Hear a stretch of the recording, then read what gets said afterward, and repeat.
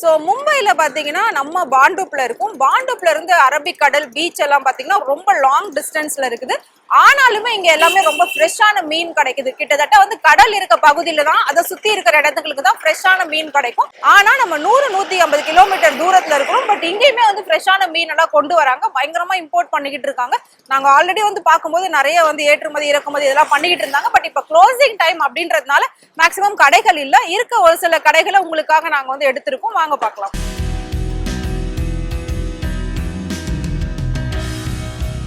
So இப்போ இந்த மீனை நாங்கள் பர்ச்சேஸ் பண்ணியிருக்கோம். இதை வந்துட்டு க்ளீன் பண்ணி கட் பண்ணிவிட்டு ரூமில் கொண்டு போயிட்டு வாஷ் பண்ணி சூப்பராக வந்துட்டு ஃபிஷ் கறி அண்ட் ஃபிஷ் ஃப்ரை செஞ்சு சாப்பிட போகிறோம்.